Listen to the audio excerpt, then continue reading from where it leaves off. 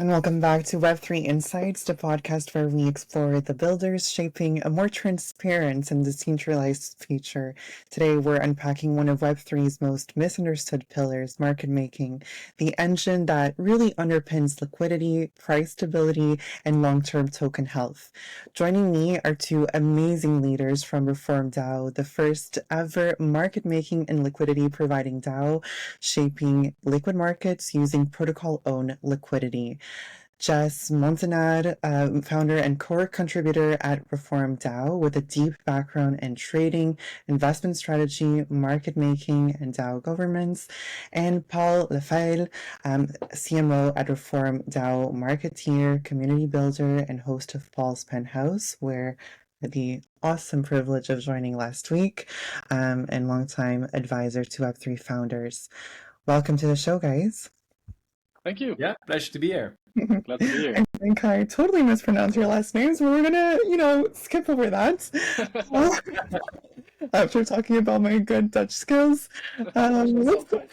Well, Lafayette is also like more of a French thing, right? I was thinking, if I really okay, good. Well, let's start at the beginning because both of you have an amazing background. I mean, coming from different, trajectories. Jess coming from trading and investment strategy, and Paul from marketing and community building. For both of you, I would ask, what was the moment you realized that market making industry needed to be rebuilt? Yeah, Jess. I mean, it's your story, right? Yeah. So yeah, exactly. Well, actually, my story goes back to 2017 when I started in crypto. I actually did a lot of exploration myself, and in 2020, fast forward, I joined the Holo Group, one of the large investment funds in digital assets in the Netherlands. Here, I actually gained a lot of experience when it comes to like technical analysis, fundamental analysis, algorithmic trading, like all these kind of things. Built my experience there, and really, got more into the market and investing overall. Got a lot of insights from like very knowledgeable people, and very thankful about that. So started there as just a fundamental technical analyst, grew up to the head of trading, and eventually even became the chief investment officer. I actually left that, I think, like 6 months ago or 7 months ago in the meantime.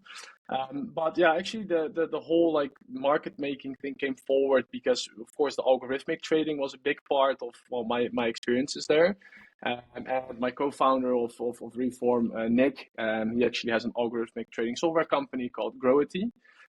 We developed like algorithms there, and ranging from grid strategies to right now delta neutral, market neutral strategies, but also beforehand market making strategies. And this is just sort of natural evolution from one thing to the other. And eventually, shaping us to really explore the market making industry, seeing the flaws, seeing the difficulties, and that led to starting Reform. But we'll dive into that a bit more later. How did you get started in this journey? Well, I joined the guys when they already had their plan formulated, right? And Jess and I got in touch through some mutual friends, and he spoke to me about some of the plans and that he needed some support with marketing. And to be very honest, that was still the time that I was mostly working as an agency, and I got so many of these requests, and I didn't really dove in too far. I was like, whatever you need, sure, we can help you, KOLs, groups, we can do that, because it was just a day-to-day thing, right? Doesn't really matter who the client is. We could promote anything back then. But then we started talking a lot more, started joining more calls, started really formulating the idea. It started with me directly going to Jazz after the first 2-3 weeks, like, yo, you don't need someone to help you with KOLs. You need someone to manage your whole marketing team, because there's a big gap there. But that also, of course, made me have to dive a lot deeper and understand what they were building. So it got me hooked to the story, and 2 years later, we're still here. I think it's such an interesting journey, and I know Paul because we met each other at EBC last month, and you were telling me a little bit more about your journey in Dubai. For our audience that doesn't know a lot about market making, before we dive into why it's needed, can you tell the audience a little bit more about what market making is and why is it so important for the ecosystem? Sure, I can take that one. I think on market making itself, like I think everyone in crypto or Web3 has engaged with either a centralized exchange or a decentralized exchange to buy or sell something. Especially on the side of a centralized exchange, you most of the time engage with an order book. This order book needs to be filled with buy and sell orders so that you can actually take those orders out of the order book, right? And that's already where the sort of story begins, because I would say normal people, were more like, I would say, retail investors or traders. They take orders from the order book, so that's also why they're called takers. They take the liquidity out of the books, and market makers actually provide liquidity to the order book. So they put in the orders that any other person can actually take out. So I think, let's say around 70% probably. I don't know the exact numbers, but especially on like smaller less liquid tokens, you can say that you're always trading against the market maker.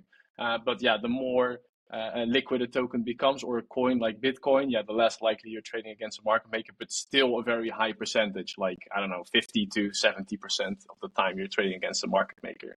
So, and the market maker basically makes money on the spread, so on the difference between the buy and the sell ask. And that's actually what a market maker does, basically said. Like you said, it's dominated by a small group of centralized firms, and a lot of retail investors have experienced decentralized and centralized exchanges. With your experience, market makers often operate with terms and systems that projects and communities barely understand. I think you make such a good job in explaining that to your audience, to your clients, and people that visit your resources. To both of you, what are the biggest flaws that you've seen in the existing market making model? Yeah, I mean, I can take that Paul, one. thanks to Paul, we have a very elaborate educational, bundle out there for people to understand. So go ahead, Paul. Great one. I mean, jump in if I miss something. No, but I think there's a few key aspects, right? And that comes back into how reform was created. I think one of the key things here is that a lot of the market makers out there, their companies, their businesses, they literally say, "Hey, guys, we're here to make money," and you can almost not even blame them, right? But it's clear that they're out there to do that, and it's a money game that we're in, right? It's all about money in the industry that we are in. So I think one of the bigger issues for a lot of projects is that most of the market makers out there are, I don't want to directly call them malicious, but they have their own best interest in mind when they execute, the market making. And you see that very often going back towards the profits they can take out of the market, or any funds they can take out of the market, going towards the market maker, which is a centralized company, often with shareholders or a small group of founders, or something like this, where making more money is the top priority, basically. And it's a shift you see right now in the industry. A lot of market makers, especially new ones, are focusing towards being transparent, moving this out of the way. And Reform wanted to take it a step further by taking it to, for example, the DAO system that we have. Not even allowing myself or Jess to take any funds out of the whole system, right? If we make profits, because they stay within the ecosystem, they stay within the DAO treasury. And I think that's one of the key things that is that's an issue right now in the industry. And I think it also comes hand in hand with educating project founders, because if they understand what a market maker is really for, which most of the time they don't know, if you expect that the market maker will make your chart only go up, I mean, someone has to pay for that, right? The chart doesn't go up magically. So that's one of these things that a lot of project founders unfortunately mistake on, and then your expectations of what the market maker should do are also very wrong, and that's and also being sold to, right? That's also a bit the thing. Speaking to a market maker, of course, the market maker wants to get the deal in designated market making then, and they do that by providing good terms or like nice words or whatever they say, and then in the end, well, as Paul said, they extract the liquidity rather than providing more liquidity. So yeah. But I mean, Reform is, well, I want to say the GOAT, because you're really, into the Dutch blockchain ecosystem. Obviously, Paul, you're very heavily involved with the BCNL community. Obviously, from the things that you said, you're doing something different in the market, not just in Europe, but in a global scale. What would you say is Reform's model fundamentally different from traditional MM firms? Yeah, so I think the first part is really the transparency. Like we have 24/7 live dashboards where projects can actually monitor their sort of KPIs that we discuss with them or communicated with them and that they want us to maintain. Mhm. So they're able to check upon that whenever they want. They're able to print out those reports for tax purposes or accountancy purposes. Like there's a lot of flexibility there. And I think that ties into the transparency that Paul said before. The second part is really the boutique approach that we have and strategic alignment, where we saw a big flaw in projects being told like, hey, this is a good deal, or we can do your market making for you, and we do it in this way and that way, and then it goes completely the other way. Now, this is more like really making sure that we align with the projects that we work with on a day-to-day basis on like any strategic changes that they potentially want to make, or if they just want to continue the current strategy that we're actually executing on.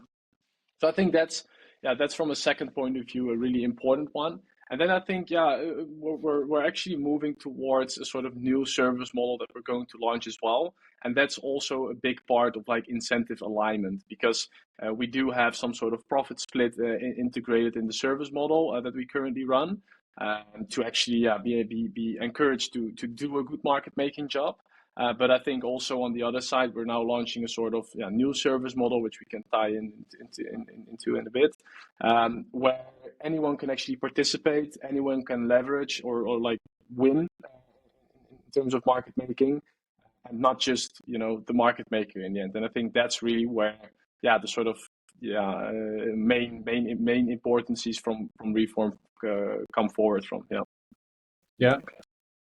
I think one good thing to add there, and it's a bit of my keyword recently, but I think also it taps into the strategic alignment, but I would say education, right? I think it's talking with founders, making them properly understand like, hey, this is what we're going to do, this is what the result is going to be, or these are the options and what do you want to do, and this is what the result is going to be most likely. So be aware that if we do option A, there will be a different result. So managing expectations basically by educating them about what we do, and what we notice is that we've already had projects that worked with us at the beginning, and they weren't sure how things were going for them, and everything seemed a bit in a blur. And eventually, the project moved on. They got new market makers, not just us, but all the market makers were out, and now they're back because they said like, well, actually, from everything we've seen, you guys are actually providing the one thing that we need and that we're looking for, and that's of course beautiful to experience, but it kind of shows that the approach is working really well. And it's a tough cookie to sell from time to time, especially if there's people praising, you and offering you a ride to the moon. But I think especially the projects that are succeeding in the long run, they'll start realizing where the real partnerships lay. And luckily, there's a lot more people in the industry currently acting in a similar way than what we are doing. We see a lot more smaller market makers popping up with different ideas, but with a little bit of the same ethos. And obviously, we stand for being a solution, but also for the entire industry. So I think I can say for everyone in the team, we're quite happy to see that change is actually happening and that we've been building for the last 3 years on this, and that it's working. I love, that you're giving back the power to founders because at the end of the day, we're all here to empower each other in the centralized space. And we've all joined Web3 to have a little bit more ownership of our services, data, and finances. So I think your mission is really well aligned with, the community. And, having worked at Web Summit, I think there's a lot of exploration when it comes to startups and founders, and that's why a lot of startups don't make out. And I think there's a lot of exploitation happening. So thank you on behalf of the community for being transparent. One thing that stands out and I really like about Reform is that you don't really offer a one size fits all package like you were alluding to. How do you usually customize liquidity strategies for each project? Yeah, so I think this really ties into the overall structure, right? How a project, if they're going for TG, if they're still going to launch, if they're already on the market, there's already a huge difference. Do they have a liquidity pool or do they have futures? All these kind of questions are very important. And then, yeah, of course, well, how do their tokenomics look, right? Is it a lot of inflation coming in the coming year, for example? And is there not a lot of organic demand? Yeah, well, then the biggest thing you can expect is that there's going to be a lot of selling pressure, right? So they need to either do a lot of marketing and like awareness creation and like narrative building to get like organic buys there on their specific product that they're launching and token utilities and everything. But if that's lacking, yeah, then the thing that you need to realize is that the project is going to go, that the token is going to go down. And I think, yeah, that's just being realistic. I think what we are with founders, but also on the other side, right? Whenever they're going to announce a specific marketing or new product and do marketing around that and a whole narrative build, then we also say, okay, we can slowly build a bit more inventory on the token side while the token is now a bit lower. And when the announcement is going to come or things are going to get in, then yeah, hopefully it's going to create something, and then we are able to leverage on that, and build a bit of treasury. So I think that's a bit of case by case. Really depends on what the project is in current situation, what the current situation is, and yeah, what we can do for them with the tools that we offer. That answer. So really, I think what I'm hearing from you guys is that there's a lack of transparency within the business, yet reform really places it at the center of everything that you do. Why is transparency with the clients that you work with, the founders that you work with, such a foundation pillar for reform? Well, I think it comes down to the fact that it has always been a very behind closed door industry in general. I think still the majority of people in the industry don't even know what market making is. But even with a lot of founders, it's not the case, right? And I think it ties into what we have said already. We want to work where the incentives are aligned. We want to make sure that their expectations are managed. And this is only possible by being 100% transparent. And it's the ethos of reform. It's the ethos of blockchain and Web3 in general. And we just strongly believe that if you're transparent, if you show the clients that you work with all the details, you can grow together. And it's more for long term. It's for a healthier ecosystem in general. And that's something we believe is very key to work on together. And will also generate long-term success, not just for the clients, but also for us, of course, in the long run, because yeah, that's why you start a company in the first place, to have a success story there. And I think transparency is the key there to achieve this. But I don't know, Jess, anything you would add to it? Yeah, I think even there, we're gonna take it even one step further, right? So transparency is one thing, especially with live dashboarding, which we have. But in the end, what we also noticed, which was with another market maker, we worked on one project before together with another market maker. The funny part was actually that the market maker showed reports that actually did not tell the truth. So it showed like depths and spreads and whatever that they were not providing, that we were providing that. So that was really something that sort of frustrated us in the beginnings, because then we did not have this whole like live transparency dashboard yet. So now we're able to showcase it. And on top of that, we even want to take it one step further with the new service model. And that's really going into even like third-party verification, showcasing that, what we're saying is you can take that for the truth. But if you don't, rely only on what we're saying, you can even go to a third party and verify if that's the right numbers, right? If that's really the truth. So I think that's, even, I would say, even more transparency. And I think that's very much needed in the space. As I said, some other market makers just manipulating reports that they're sharing with their clients, right? And yeah, I think that's just bad. Feel like especially in some geographies where a lot of companies aren't even licensed to operate.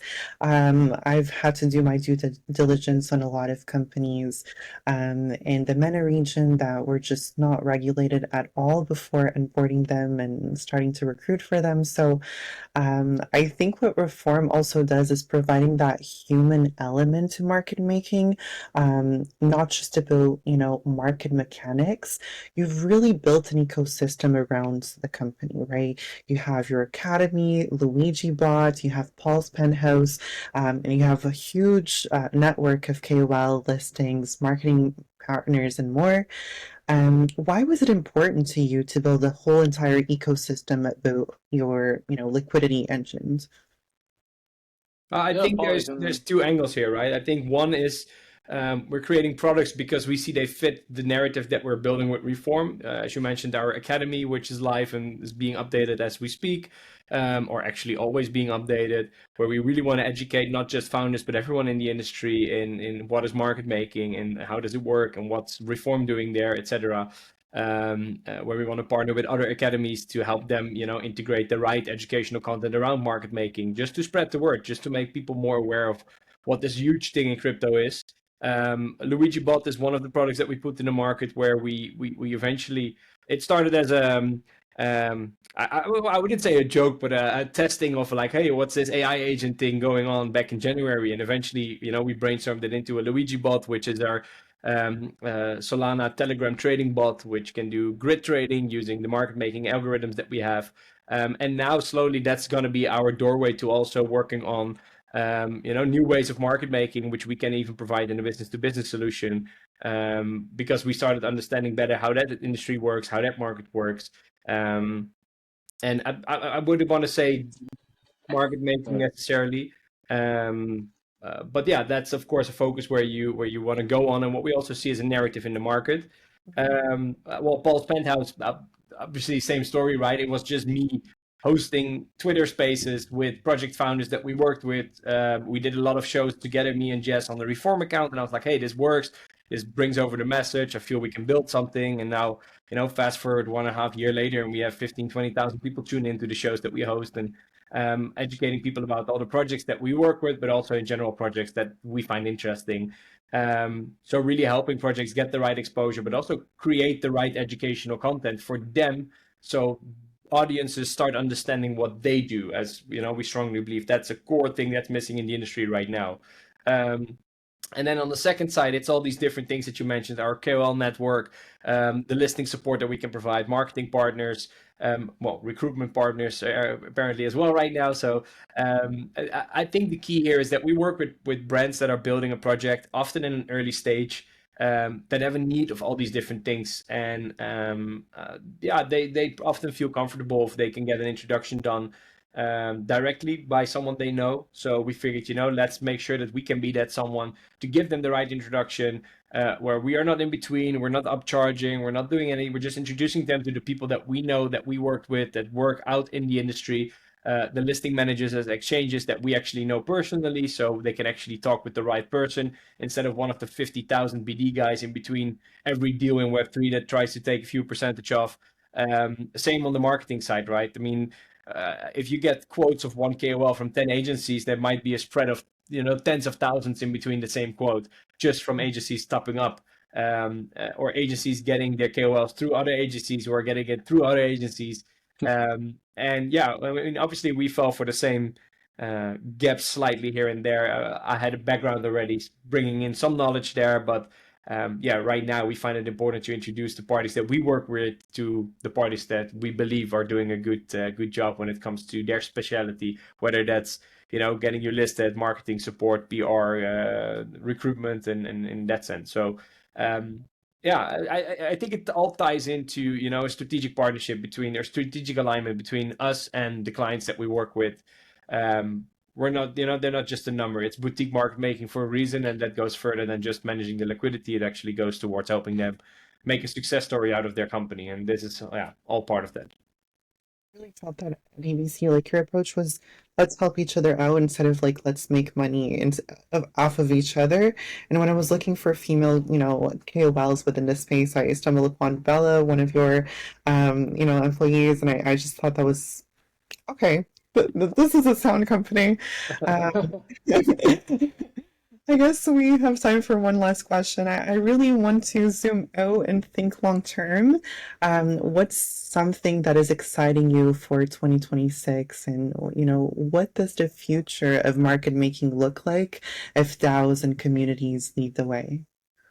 Well, I would say there's two angles, and Jess, you should maybe go first, because for me it's going to be education and of course Paul's Yeah. Penthouse, and bringing the story to the audience. But I think we're working on this new way of market making, and Jess, I think that's probably the outlook for 2026 that you're looking forward the most, right? The full based. Yeah, I think, yeah, exactly. I think that's really, what we've been working on over the last few months, really focusing on together with our partners to get this out there. I think in Q1, January, we should be able to roll it out and to start doing business development for it and speak to projects and see if there's more interest there, because we already tested the product. We got a lot of positive feedback, and I think that's just the main thing that I'm looking out for. And why specifically is because it actually got confirmed to me over the last year already. Like, the space is becoming more and more decentralized. If you look at the biggest money generators in the space, it's actually exchanges. I think second to that is market makers. But exchanges as a first thing now changing and really seeing a big shift in liquidity and volume moving towards perp dexes and even like spot dexes like hyperliquid with order books. It really gave me a feeling that this is going to be a transition that's going to take probably a few years for people to really understand and to also really be comfortable with that, and that it's also easy to use. But in the end, there will be no like behind the scenes practices anymore of like a Binance or like a big exchange like whatever BitGet or any exchange, right? In that sense, or FTX in that regard. What happened? So that will never be able to happen again, because it's all on chain and everyone holds their assets in their own wallets, and no one can actually manipulate that except if they manipulate the market. But then you need to have very deep pockets, which should also be possible on normal exchanges. I think that's really where the market making and sort of decentralized market making really comes in. Like, there's still market makers needed to make the market more liquid, to make it efficient, especially also for smaller projects that do not have a lot of organic volume or liquidity. And that's where I think, us as a DAO really come forward, with a DAO treasury that we deploy on decentralized and centralized exchanges, and then, hopefully in a few years, only on decentralized exchanges, but still also with order books and not only with liquidity pools, because that is what people actually know, especially also looking at TradFi, right? So I think that's really, how I envision, okay, maybe not the only, 2026, but also later. But for us, 26, it's going to be full focus on this. And hopefully we'll still see a good market, right? I think that's where everyone is sort of hoping for after, I would say a sort of, failed bull market or something.